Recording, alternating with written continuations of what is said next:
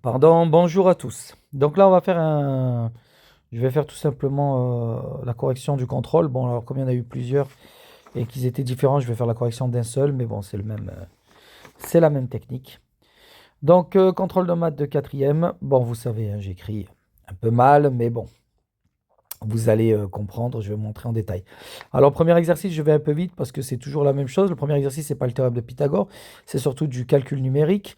Donc, ce sont les règles de calcul. J'invite tout le monde à revenir sur la carte mentale sur les puissances et sur la carte mentale sur les fractions et sur les écritures scientifiques et de s'entraîner sur les exercices ou en revoyant les règles.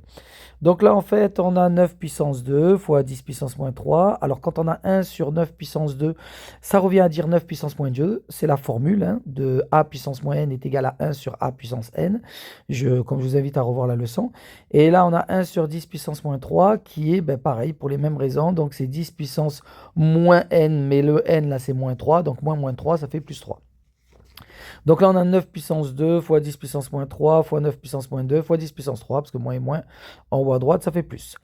Donc là, on a 9 puissance 2 multiplié par 9 puissance moins 2, ça revient à dire 9 puissance, on additionne les puissances quand on multiplie.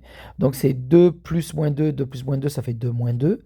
Et pareil pour 10 puissance moins 3 fois 10 puissance 3, ça revient à dire 10 puissance moins 3 plus 3. Or, 2 moins 2, ça fait 0. Moins 3 plus 3, ça fait 0. Donc, c'est 9 puissance 0 fois 10 puissance 0. Et quel que soit le nombre, à part si c'est 0, ça n'existe pas, puissance 0, ça fait 1. Donc, 1 fois 1. Et donc, la réponse, c'était 1. Donc, voilà. Je vais vite pour cet exercice, comme je l'ai dit, parce que vous pouvez le voir, on le fait à chaque fois au mini-contrôle, et puis vous pouvez largement le voir avec les anciennes leçons, car le premier exercice, c'est toujours sur les anciennes notions. Donc là, on a 1 sur 8, et en plus, il y a d'autres vidéos YouTube qui l'expliquent. On a 1 sur 8 plus 5 sur 3. Alors le but, c'est de mettre au même dénominateur quand on additionne deux fractions. Donc je vous invite à revoir la leçon aussi sur ça si vous avez des soucis. Pour mettre au même dénominateur, il y a deux techniques, où vous trouvez un multiple commun, ou sinon vous les multipliez entre eux. C'est-à-dire le 8, on le multiplie par 3, et le 3, on le multiplie par 8. Mais ça ne revient pas à multiplier les fractions entre elles, hein. C'est séparé. Donc regardez, à gauche, on a multiplié par 3. Donc si on multiplie en bas par 3, il faut multiplier en haut par 3. À droite, on a multiplié par 8. Comme ça, en fait, en bas, on a toujours 8 fois 3, 8 fois 3, donc on aura le même dénominateur. Et en haut, on multiplie par 8 parce qu'on a multiplié en bas par 8. Ce qui fait qu'en bas, on a le même dénominateur, on a 8 fois 3. En haut, on a 1 fois 3 et en bas, en haut, à droite, on a 5 fois 8. Donc 3 plus 5 fois 8, ça fait 40, ça fera 43. Alors pourquoi j'ai gardé 8 fois 3 en bas? C'est parce que si on peut réduire, c'est plus facile. Parce qu'il faut toujours réduire la fraction. Donc là, on a 43 sur 8 fois 3. Je laisse toujours comme ça évite d'avoir des gros nombres en fait. Parce que cette technique que je vous montre, c'est la technique qui marche tout le temps, mais il faut l'éviter quand on peut l'éviter car ça fait des nombres trop grands. Donc là, on a 43 sur 8 fois 3. Et donc, ça fait 43 sur 24. Et en réalité, il n'y a pas de moyen pour le réduire. J'ai regardé s'il y avait si 43 est un multiple de 8, ou un multiple de 3, ou peut-être un multiple de 4, ou un multiple de 2. Non, donc c'est pas possible. Donc c'est une fraction irréductible. Donc là, on peut faire 8 fois 3 qui fait 24, et c'est 43 sur 24. Donc maintenant pour le troisième, bah, alors c'est une fraction avec des puissances, mais ça revient exactement au même, hein, c'est toujours les mêmes règles. Donc là on écrit 5 puissance 3 fois 4 puissance 2. Rappelez-vous, a puissance moins n est égal à 1 sur a puissance n. Donc là c'est 1 sur 4 puissance 2, donc c'est 4 puissance moins 2. C'est la formule à connaître par cœur. 5 puissance 2 fois 5 puissance moins 3, et c'est bon. Donc là maintenant, il faut savoir que quand on multiplie deux nombres qui sont les mêmes et qu'ils ont une puissance, ça revient à additionner les puissances. Donc c'est ce que je fais. 4 puissance 2 fois 4 puissance moins 2. On est d'accord que le nombre c'est le même, hein, le chiffre c'est le même, c'est 4. 2 moins 2, voilà. Donc là, on réécrit en bas 5 puissance 3 fois 4 puissance 2 moins 2, ben, c'est égal à 0. J'écris un petit égal à 0 à côté. Et là, 5 puissance 2 moins 3, parce qu'on fait 2 plus moins 3, mais ça revient à dire 2 moins 3. Donc le égal, on le met toujours en parallèle hein, quand on peut. Quand on ne peut pas, bon, vous le laissez sur la même ligne, mais on le met toujours en parallèle, hein, rappelez-vous. Et le égal, il faut qu'il soit toujours devant la barre. Là, dans la vitesse, je ne l'ai pas mis devant la barre, mais il faut qu'il soit toujours devant la barre des fractions. Voilà, là, je l'ai changé. Donc là, on a 5 puissance 3 fois 1, parce que 4 puissance 0, ça fait 1. Quel que soit le nombre puissance 0 à part 0 qui n'existe pas, ça fait toujours 1. Donc là, on a 5 puissance 3 fois 1 qui est 5 puissance 3 est égal à 5, et sur 5 puissance moins 1, parce que 2 moins 3, ça fait bien moins 1. J'ai 2, j'enlève 3, ça fait bien moins 1. Donc là, quand on fait une fraction entre deux nombres qui sont les mêmes, deux chiffres qui sont les mêmes et que c'est des puissances, on soustrait les puissances. Donc là, c'est bien 5 puissance 3 divisé par 5 puissance moins 1. Donc c'est 5 puissance 3 moins 1. Moins, et comme en bas c'est puissance moins 1, c'est moins 1. Et donc ça fait 5 puissance 3 plus 1, parce que moins et moins qui sont juste en face, ça fait plus. Et donc ça fait 5 puissance 4. Voilà, donc là on a eu 5 puissance 4 comme réponse. Donc pareil, hein, je vais assez vite pour cet exercice, parce que ça, il faut revenir, on fait les mini-contrôles tout le temps, donc voilà, il faut revenir sur ça. C'est dans les leçons d'avant. Donc là, on a 300. Là, il ne fallait pas le transformer en écriture scientifique, il fallait juste le calculer. 355 fois 8,10 fois 8. 355,8 fois 10 puissance moins 5. Donc là, vous voyez, on part de la virgule et on va vers la gauche et on compte 5, comme j'ai fait là. On compte 5 et on met le 0 après la virgule. Avant, si vous voulez, mais après, si on part de droite à gauche. Donc, il y a beaucoup d'élèves qui mettent un 0 avant et ils ratent une encoche. Non, non, c'est bien 1, 2, 3, 4, 5. Et quand on fait la virgule, on le fait le 0 après. Donc, rappelez-vous, quand c'est puissance négative, c'est une division, donc le chiffre, on le réduit. Et quand c'est une puissance positive, c'est une augmentation, c'est une multiplication, donc le chiffre, on l'agrandit. Donc la virgule va à gauche quand c'est moins, la virgule va à droite quand c'est plus. Pareil, je vous invite à revoir les puissances. Donc c'était bien 0,003558. Donc là, maintenant, on va faire l'exercice 2. Alors là, je vous montre bien. Alors là, vous voyez, c'est la figure. Donc là, maintenant, on parle du théorème de Pythagore. Vous voyez là, ce triangle, il est rectangle. Ce triangle-là, par contre, on ne sait pas s'il est rectangle. Alors oui, vous pouvez prendre une équerre, regarder, mais c'est ça qu'il ne faut pas faire, justement. On ne peut pas tester avec une équerre. On ne fait pas avec une équerre. Le but, c'est de prouver. Donc, là, vous avez le triangle qui est rectangle en bas, parce qu'on vous l'a montré, il y a un petit carré qui dit que c'est rectangle, mais en haut, il n'y a rien, donc je ne sais pas. C'est aussi simple que ça. Je ne sais pas s'il est rectangle. Voilà. Là, il nous manque un côté en plus ici, donc on ne peut même pas prouver qu'il est rectangle, parce que pour prouver qu'il soit rectangle, il faudrait utiliser la réciproque, mais pour avoir la réciproque, il nous faut la longueur des trois côtés. Là, il nous manque un côté, et en plus, on ne sait pas qu'il est rectangle. Donc réellement, le triangle ADC, ACD, on ne peut rien faire. Mais pour l'instant, on nous demande de calculer AC. Calculer AC, par contre, là, on sait que le triangle ABC est un triangle rectangle. On sait. On le sait ça, parce que c'est écrit sur le papier. C'est pas nous qui l'inventons, c'est écrit sur le papier. Donc, je sais. Qu'est-ce que je sais? Je sais que le triangle, donc ABC, alors je l'ai appelé ABC, mais des fois on préfère dire plutôt ACB pour préciser que l'angle elle est AC. Mais bon, c'est pareil en fait, on peut faire comme on veut. Donc, le triangle ABC est rectangle, donc il faut préciser en quoi? En C. Comme ça, on sait de quoi il rentre. Donc là, je sais que le triangle ABC est rectangle en C. Parce que c'est écrit, tout simplement. Donc, et là, on utilise le théorème de Pythagore. Parce que quand on sait qu'il est rectangle, là, on peut utiliser le théorème de Pythagore. Mais il faut être sûr qu'il soit rectangle, comme ici.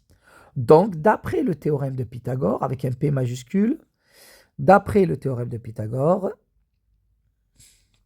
et là, on écrit l'égalité. Alors, il y a beaucoup d'élèves qui écrivent l'égalité comme ça les arrange. Ils vont écrire AC au carré, plus BA au carré, parce qu'ils connaissent ces deux côtés, égal au dernier côté qu'ils ne connaissent pas. Mais c'est pas comme ça que ça marche. Non, non, non. Vous devez écrire les deux côtés qui sont autour du carré, autour de l'angle droit. Voilà, ces deux côtés-là. Vous ne pouvez pas choisir les côtés que vous voulez. Il faut mettre que les côtés autour de l'angle droit. Donc, c'est BC au carré, qui est un côté qui est adjacent à l'angle droit, c'est-à-dire à côté, plus AC au carré, qui est un autre côté adjacent à l'angle droit, c'est-à-dire à côté. Ce sont les deux côtés adjacents, qui sont égaux au plus grand côté, qui s'appelle l'hypoténuse. Le plus grand côté du triangle, qui s'appelle AB au carré, c'est le côté opposé de l'angle droit. Et vous pouvez écrire l'égalité que dans ce sens, pas dans le sens que vous voulez. Donc l'égalité de Pythagore, c'est ça et rien d'autre. Qu'on ait le côté ou qu'on ne l'ait pas, c'est ça, vous ne pouvez rien faire. Donc c'est BC au carré plus AC au carré est égal à B au carré. Maintenant, moi, mon but, c'est de calculer AC, parce que c'est AC qui me manque. Alors, bien sûr, il n'est pas dans le sens de l'égalité de Pythagore. Ben, c'est là où il va falloir trouver la technique. Mais cette technique, nous l'avons déjà fait en classe sur plusieurs exercices. Donc, calcul de AC. Donc, le calcul de AC, et puis il y a eu plusieurs exercices dessus. Donc, voilà, vous écrivez. Donc là, vous avez énoncé le théorème de Pythagore. Vous avez dit que vous pouvez utiliser le théorème de Pythagore. Maintenant, on écrit calcul de AC. Bon. Moi, je sais que BC au carré est égal à AC au carré, qui est égal à pardon, BC au carré plus AC au carré qui est égal à AB au carré. Bon, là, on ne voit pas là, dans la vidéo, mais je vais décaler la caméra. Donc, ça signifie quoi? Donc, BC au carré, ça correspond à 4,5 au carré, plus AC au carré, ben, je ne le connais pas, parce que je ne connais même pas AC. Donc, c'est pas grave, je ne sais pas, je ne connais pas, je décale la caméra. Donc, on écrit AC au carré, puisque je ne le connais pas de toute façon. Donc là, on écrit 4,5 au carré, plus AC au carré, je ne le connais pas, donc je l'écris. De toute façon, c'est AC que je dois savoir, donc au carré, je ne risque pas de le savoir. Voilà, est égal à 7,5 au carré, c'est-à-dire est égal à AB au carré. Donc je suis d'accord avec vous, hein. Il n'est pas dans le bon sens, parce que là, il m'en manque un. J'aurais préféré qu'il soit plutôt du côté du égal. Mais bon, on ne peut pas. Donc là, 4,5 au carré, à la calculatrice, on trouve 20,25. Plus AC au carré, bon, on ne le connaît pas, donc on le laisse comme ça. Et 7,5 au carré, on le fait à la calculatrice. Ou si on n'a pas de calculatrice, c'est 7,5 fois 7,5. Hein.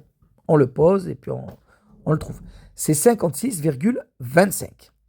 Donc là, maintenant, j'ai cette égalité. Moi, je veux AC au carré. Donc la technique, c'est de faire 56,25 moins 20,25.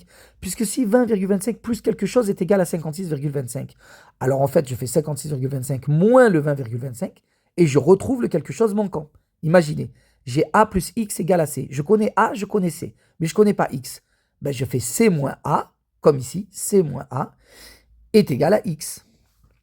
Je soustrais, je prends la somme finale, si vous voulez, la réponse finale. Je lui soustrais le seul chiffre que je connais et je saurai le chiffre manquant. Si j'ai 3 euros et que je sais que c'est 2 euros plus quelque chose, on fait quoi? On sait qu'il reste 1 euro. En fait, on fait 3 moins 2 est égal à 1. C'est ce qu'on fait, c'est exactement la même chose ici. Donc là, on fait 56,25 moins 20,25. Donc là, on trouve AC au carré. Donc, ça nous fait 36. On fait le calcul, et là, ça nous fait 36. Donc, finalement, AC au carré est égal à 36. Mais moi, ce n'est pas AC au carré que je veux. C'est AC. Donc là, parce que c'est AC, le but de l'exercice est de trouver AC. Donc, AC au carré, pour enlever le carré, je fais la racine carrée. Rappelez-vous, la racine carrée est la fonction réciproque du carré. En gros, ça veut dire que la racine carrée enlève le carré. Vous avez la racine carrée. Par exemple, si j'ai la racine carrée de AC au carré, le racine carrée élimine le carré de AC. Il revient en arrière, si vous voulez. On peut dire ça. Mais les termes mathématiques, c'est la fonction réciproque. Mais on peut dire on revient en arrière. Donc là, la racine carrée de 36. Donc la question que vous devez vous poser, c'est qu'est-ce qui donne 36 quand on le met au carré? C'est 6. La racine carrée de 36, c'est 6. Bon, quand vous avez une calculette, vous le tapez sur la calculatrice. Sinon, vous devez vous poser cette question. Qu'est-ce qui donne 36 quand je le mets sous la racine carrée? Sachant que c'est un carré parfait, donc il faut le connaître par cœur. Donc la racine carrée de 36, AC est égal finalement à la racine carrée de 36, donc c'est égal à 6. Donc ça y est, j'ai trouvé le côté qui me manquait. AC est égal à 6 cm. Voilà, tout simplement. Donc maintenant, j'ai répondu à la question 1. Et finalement, pour le triangle ADC, si je veux savoir s'il est rectangle ou pas, parce que lui, je ne sais pas, on ne l'a pas indiqué, là, je vais pouvoir utiliser par exemple la réciproque. Je vais pouvoir utiliser la réciproque. C'est d'ailleurs la question 2. Est-ce que le triangle ADC ou ACD, comme vous voulez, est rectangle? Donc là, je vais pouvoir utiliser la réciproque puisque j'ai les trois côtés. Donc c'est quoi la réciproque? Je vérifie l'égalité. Donc là, c'est dans l'autre sens. C'est le théorème de Pythagore, mais dans l'autre sens.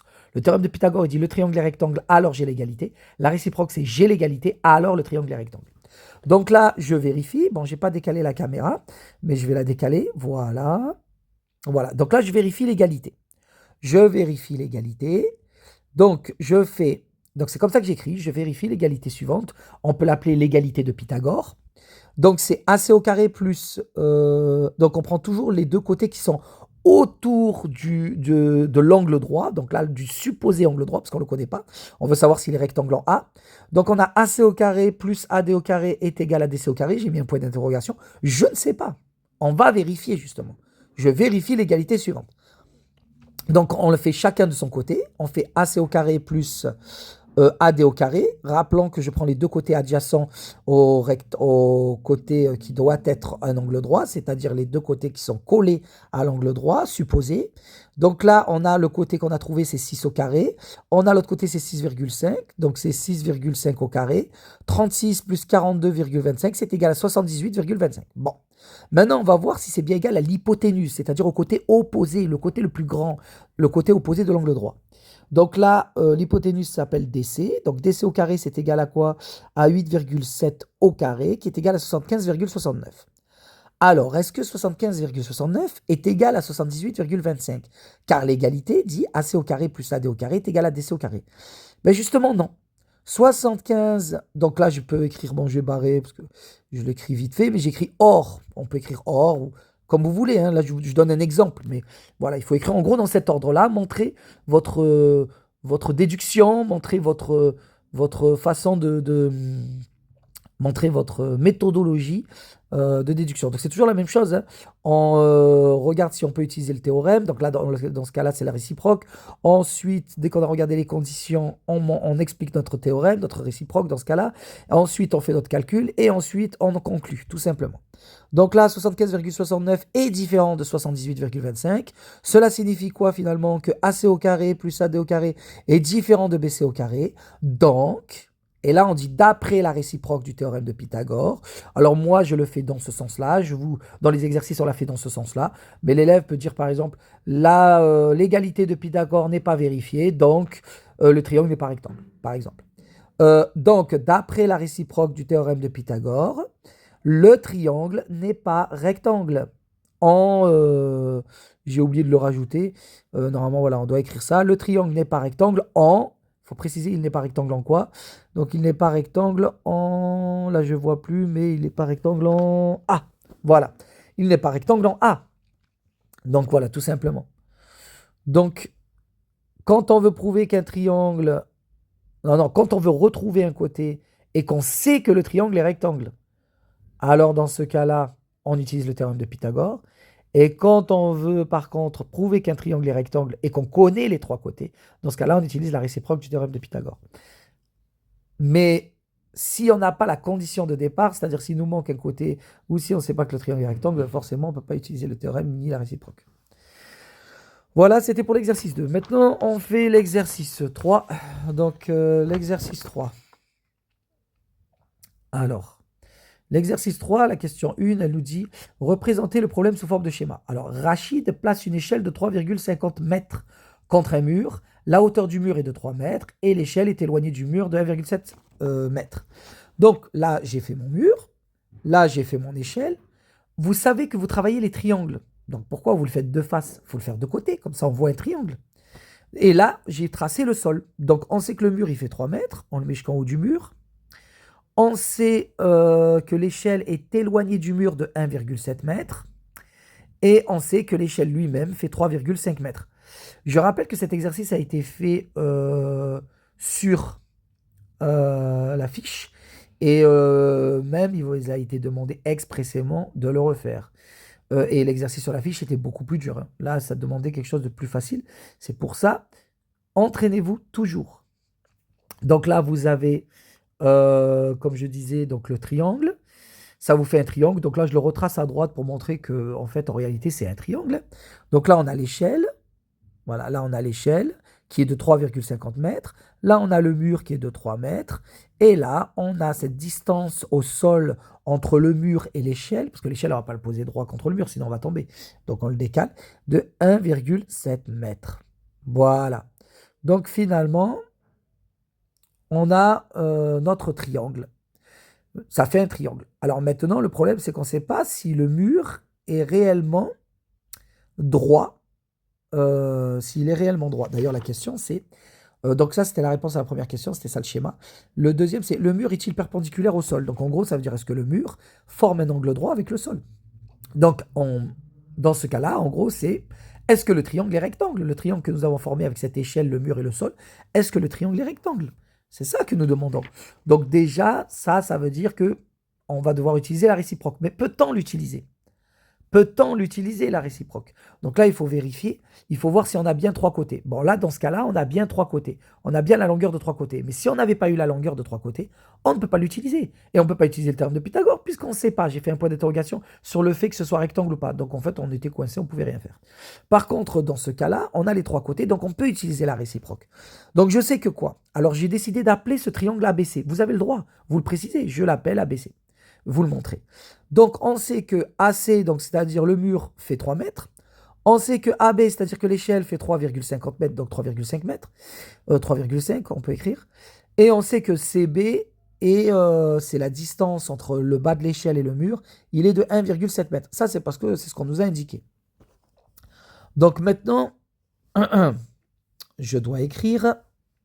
Le triangle est-il rectangle? Alors, est-il rectangle en quoi? En C, parce que c'est le coin entre le mur et le sol qu'on veut savoir, hein, s'il est perpendiculaire. Donc, le triangle est-il rectangle en C? Donc là, on a trois côtés, on a un triangle, donc clairement, on peut utiliser le réciproque du théorème de Pythagore. Donc là, je vérifie l'égalité, on peut l'appeler l'égalité de Pythagore, je vérifie l'égalité de Pythagore. Bon, moi, j'ai écrit, je vérifie l'égalité suivante.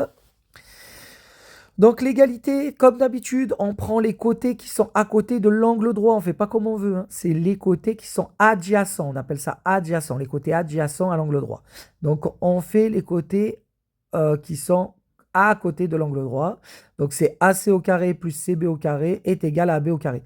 Alors je précise bien, je vérifie. C'est-à-dire que là, je ne le confirme pas. Je ne sais pas. Je ne sais pas si c'est vrai. Je ne sais pas si cette égalité est vraie. Mais en tout cas, je vais la vérifier. Donc maintenant, j'écris calcul. Donc voilà, je vérifie l'égalité suivante. AC au carré plus CB au carré est égal à AB au carré. Je ne sais pas si c'est vrai. Je mets un point d'interrogation pour montrer si vous voulez, mais je ne sais pas justement. Voilà, AC au carré plus CB au carré est égal à AB au carré.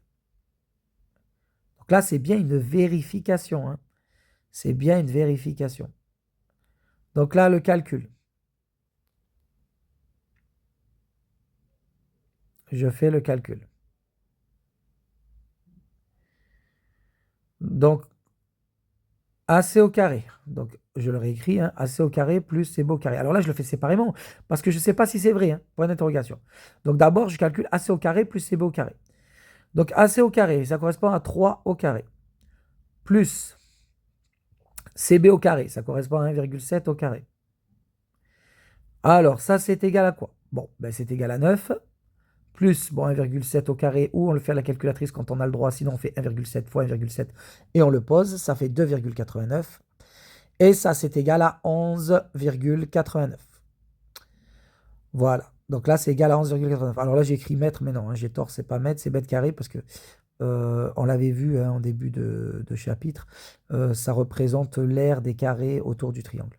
Donc c'est des mètres carrés, pas que des mètres. Bon, c'est pour ça que je l'ai barré, là, ça ne servait à rien de l'écrire de toute façon. Donc là, maintenant, on teste pour AB au carré. Donc on a AB au carré, c'est 3,5 au carré. Et on regarde si ça va donner la même chose. Donc on tape à la calculette ou on le pose. Et donc là, ça fait 12,25. Alors, est-ce que 12,25 est pareil que 11,89? Non. Donc, or, 12,25 est différent de 11,89. Alors, moi, j'écris or, mais vous pouvez écrire d'autres mots, etc. Ce qui compte, c'est de montrer cette différence. Donc, ça signifie quoi, ça? Ça signifie finalement que l'égalité n'est pas vraie. Que AC au carré plus CB au carré est différent de AB au carré. Donc, l'égalité n'est pas vraie. Donc, cette égalité, elle n'est pas vraie. Elle ne fonctionne pas. Donc, d'après, alors là, j'écris d'après la réciproque, mais vous pouvez écrire autre chose. Hein, vous pouvez écrire, comme je vous ai dit, l'égalité de Pythagore n'est pas vraie. Donc, cela signifie que le triangle n'est pas rectangle. Donc là, j'écris d'après la réciproque. Alors, je replace bien la caméra. D'après la réciproque du théorème de Pythagore. Alors, c'est bien d'écrire Pythagore avec un P majuscule, c'est un nom. Hein. Là, après la réciproque du théorème de Pythagore, le triangle n'est pas rectangle en C. Alors, parce que, rappelez-vous, hein, vous les regardez en C. Donc, le triangle ABC n'est pas rectangle en C. Car l'égalité n'est pas vraie. Donc, la réciproque ne peut pas fonctionner. Voilà. Donc, maintenant que ça c'est fait, et qu'on sait que c'est bon, il n'est pas rectangle en C, qu'est-ce que ça signifie pour notre problème? C'est ça, parce qu'à la fin, c'était un problème. Hein. À la base, on avait dit, le mur est-il perpendiculaire au sol? Donc là, on a fait notre partie mathématique. Maintenant, il faut revenir au problème. Il faut préciser. Il faut revenir au problème, montrer que nous avons compris en fait ce problème-là. Donc cela signifie quoi dans le cadre de notre problème? Cela signifie que le mur n'est pas, alors donc cela signifie que le mur n'est pas perpendiculaire, pardon, n'est pas perpendiculaire au sol, tout simplement. Là, on a répondu à notre question. Le triangle n'est pas rectangle en C, donc cela signifie que, car à l'angle C, c'était entre le mur et le sol. Donc cela signifie que le mur n'est pas perpendiculaire au sol. Et voilà, l'exercice est terminé. L'exercice est terminé. Donc voilà, la rédaction, c'est toujours dans ce sens-là. On regarde les conditions qui nous permettent d'utiliser le théorème ou le théorème de Pythagore ou la réciproque. Si les conditions ne sont là ni pour l'un ni pour l'autre, ou il y a un piège, ou il y a quelque chose qui n'est pas normal, ou voilà, il faut obligatoirement la condition, sinon on ne peut pas le faire. Et si on a trouvé la condition, c'est bon.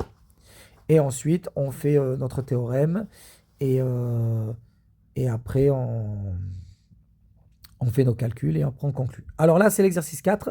Donc l'exercice 4, il nous demande en fait que Monsieur Crésus, je crois, possède un terrain. Donc le terrain, c'est la figure noire. Et il doit clôturer ce terrain. Clôturer, c'est-à-dire mettre une clôture autour. Donc c'est le périmètre. Donc on doit additionner les côtés qui sont autour. Tous les côtés du terrain, c'est ça le périmètre. Tous les côtés du terrain doivent être additionnés. Donc c'est bien le terrain en noir, hein. Ce serait trop facile si c'était juste un rectangle. Donc c'est bien le terrain en noir. Alors déjà, on repère tous les côtés. Donc on doit faire EU, pardon, plus UG, plus AG, plus AV et plus VE. Alors là, je vais pas réécrire théorème de Pythagore, etc. Là, je vous montre directement les réponses, d'accord? Mais c'est toujours la même chose. Plus VE. Alors déjà, on a EU, parce que là, ça c'est un exercice problème. Donc il faut faire appel un peu à votre logique. Donc là, on a EU. EU, ça correspond à quoi? Si on regarde le côté en face, c'est 200 mètres. Donc c'est 200 mètres moins quoi? Là, on vous met 30 et 60. Donc c'est 200 mètres moins 60, moins 30. Donc finalement, EU est égal à 110 mètres. Donc c'est bon, déjà on a EU. Maintenant, UG. Bon, UG, on le verra après, parce que UG, c'est un peu plus compliqué. Par contre, on a AG. AG, c'est déjà écrit, hein, c'est 200 mètres. Donc là, on écrit 200 mètres. Maintenant, on a AV. Alors, AV, c'est pareil. On regarde en face. En face, on sait que c'est 150 mètres en tout. 150 mètres en tout. Et à gauche, on voit que il y a 70 mètres pour je vois pas bien. HV, oui. Donc, c'est 150 mètres moins 70. Et donc ça fait 80 mètres. Donc on a quand même trouvé pas mal de côtés sans utiliser le théorème de Pythagore, réciproque, quoi que ce soit. Et c'était juste une question de logique. Rappelez-vous, les problèmes, c'est une résolution de problème. Donc là, il faut faire appel à votre logique et à votre raisonnement. Voilà, j'avais plus le mot. Donc là, c'est vraiment un exercice pour le raisonnement. Donc là, maintenant, il nous manque UG et VE. Vous voyez bien que ça forme un triangle. D'ailleurs, on vous précise même que c'est un triangle rectangle, puisqu'il y a le petit carré là. Le petit carré montre que c'est un triangle rectangle. Donc, c'est toujours la même méthode. Donc là, on écrit le triangle et rectangle en K. Donc le triangle UKG et rectangle, non, le triangle, pardon, UKG et rectangle en K, parce que ça, c'est ce qu'on nous a dit. Donc d'après le théorème de Pythagore, et là, vous écrivez l'égalité. Bon, moi, j'écris directement l'égalité, parce que c'est bon, on l'avait vu plusieurs fois. Donc l'égalité, c'est UK au carré plus KG au carré est égal à UG au carré. Alors, ce qui est bien, c'est que le côté qui nous manque là, pour le coup, c'est beaucoup plus facile, c'est celui qui est après le égal. Mais on ne décide pas nous-mêmes qui est après le égal. On respecte la règle de Pythagore qui dit que c'est les côtés qui sont adjacents au carré, je le répète, donc les côtés qui sont à côté du carré. Donc c'est bien UK, donc c'est 60 là, dans le cas là, au carré, plus l'autre côté qui est adjacent, c'est-à-dire à côté du carré, donc c'est-à-dire 150 au carré, qui est égal à UG au carré. Donc là, ça nous arrange, qui est égal à l'hypoténuse, c'est-à-dire le côté opposé à l'angle droit, c'est-à-dire le côté le plus grand dans un triangle rectangle. Donc là, ça nous fait 3600 plus 22 500 quand je les monte au carré, 60 au carré plus 150 au carré. Donc en tout, ça nous fait, on tape pour la calculatrice, 26 100. Donc ça, c'est UG au carré, mais nous, on veut UG. Nous, on ne veut pas UG au carré. Donc UG, ben, on refait la racine carrée, parce que là, si on l'a au carré et qu'on veut faire disparaître, si vous voulez, le carré, hein, je le rappelle, donc on le met sous la racine carrée. La racine carrée est la fonction réciproque du carré. En clair, officieusement, on peut dire en fait c'est son contraire. Donc la racine carrée élimine le carré. Mais mathématiquement, on dit que c'est sa fonction réciproque. On revient en arrière. Donc là, c'est la racine carrée de 26 100. Donc, en gros, c'est quel est le nombre qui donne 26 100 quand on le met au carré. Alors ça, vous ne pouvez pas le trouver tout seul. Il faut faire à la calculatrice. Donc, on fait la racine carrée de 26 100. Et là, ça nous donne à peu près, c'est pour ça que j'ai mis un double égal en vague, 61,55. Alors, ça dépend où vous voulez arrondir. Ce n'était pas précisé dans l'exercice. Donc, vous étiez totalement libre sur ça. De toute façon, la réponse, tant qu'elle était autour de la bonne, il n'y avait pas de problème. Hein. C'est pas parce qu'il y avait un de moins ou un de plus ou par rapport à votre façon au chiffre que vous avez arrondi. Enfin, il n'y a pas de problème, vous inquiétez pas. Donc là, quand c'est pas précisé, c'est vous qui décidez. Donc là, c'est 161,55 à peu près. Mètres, bien entendu, j'ai pas écrit, mais c'est mètres. Et en fait, on fait la même chose pour le EV. C'est la même chose. C'est exactement la même chose pour le EV. C'est un triangle rectangle en H. Donc après, vous faites l'égalité de Pythagore. Et d'après le théorème de Pythagore. Et là, vous faites le calcul. Et là, vous le trouvez. Donc là, je ne l'écris pas parce que c'est exactement la même méthode. Donc là, maintenant, on additionne tous les côtés parce qu'on a tout trouvé. Donc ça fait 110 plus 200 plus 80 plus 161,55 plus alors 76, je l'ai arrondi. Hein. Ça, c'est le côté EV. Voilà, donc voilà, 76,1. J'ai utilisé la même méthode. Et donc, en tout, ça fait 627,71 mètres à peu près, bien sûr. Donc, il y a des élèves qui peuvent avoir 628. Enfin, voilà, ça dépend comment vous avez arrondi vos, euh, vos calculs. Donc, voilà. Donc, là, on a le périmètre. Et donc, on sait combien de mètres de clôture il devra acheter. Donc, sachez que dans les exercices, on peut même carrément vous dire aussi combien va coûter, si 1 mètre de clôture coûte, je dis n'importe quoi, 30 euros, combien va coûter en tout la clôture? Ben, en tout, elle va coûter 627,71 fois 30 euros. Si c'est 30 euros le mètre de clôture. Voilà, donc on peut on peut rajouter des choses dans l'exercice. Donc là, l'exercice bonus, je vais l'expliquer vite fait après, mais bon, le plus important, c'était les 4 exercices. Donc moi, surtout, je veux que vous reteniez que quand on parle de théorème de Pythagore, c'est si le triangle est rectangle, donc j'utilise le théorème de Pythagore, et là, vous mettez l'égalité de Pythagore. Voilà, donc si le triangle est rectangle, d'après le théorème de Pythagore, égalité de Pythagore. Et quand c'est la réciproque, c'est si l'égalité est vraie, donc vous avez besoin des 3 chiffres. Donc, le triangle est rectangle. Donc, pardon, donc d'après la réciproque du théorème de Pythagore, le triangle est rectangle. Donc, c'est comme ça que ça se passe. Donc, si le triangle est rectangle, il faut que le triangle soit rectangle. J'utilise le théorème de Pythagore. D'après le théorème de Pythagore, on a l'égalité de Pythagore. Et sinon, dans l'autre sens, qui est la réciproque, si l'égalité de Pythagore est vraie, donc là, cette fois-ci, on a les 3 nombres et on a prouvé que c'est vrai, d'après la réciproque du théorème de Pythagore, le triangle est rectangle. Voilà dans quel sens ça fonctionne. Donc le théorème permet de retrouver un côté manquant. La réciproque, elle permet de prouver que le triangle est rectangle. Voilà, tout simplement. Alors après, si on n'a aucun des deux, si on a un triangle, qu'on ne sait pas s'il est rectangle et en plus il nous manque un côté, ben là on peut rien faire. Parce qu'aucune des conditions n'est confirmée. Donc là, par exemple, A implique P, c'est le théorème de Pythagore. Donc le triangle est rectangle, donc égalité de Pythagore. B implique A, c'est dans l'autre sens. Le triangle, non, l'égalité de Pythagore est vraie. Donc, d'après la réciproque du théorème de Pythagore, le triangle est rectangle. Voilà. Donc là, je dis très rapidement pour l'exercice bonus. En fait, vous voyez, ça fait un rectangle. Vous le coupez en deux avec sa diagonale, ce qui fait que ça fait 2 triangles rectangles. Et là, grâce au théorème de Pythagore, vous pouvez calculer l'hypoténuse, donc le côté le plus lent. Et donc là, vous pouvez savoir si vous pouvez rentrer la lettre en diagonale, tout simplement. Et oui, on peut rentrer la lettre en diagonale. Voilà la correction totale du contrôle. Donc, Voilà comment se passe le théorème de Pythagore, la réciproque. Il faut bien que vous compreniez que quel que soit le théorème, parce que plus tard on fera aussi le théorème de Thalès, mais quel que soit le théorème que vous faites, ou même de nouveaux théorèmes plus tard, il y a toujours la condition qui doit être vraie. Et si la condition est vraie, vous pouvez faire le théorème, énoncer votre théorème. Tout simplement. Ou la réciproque.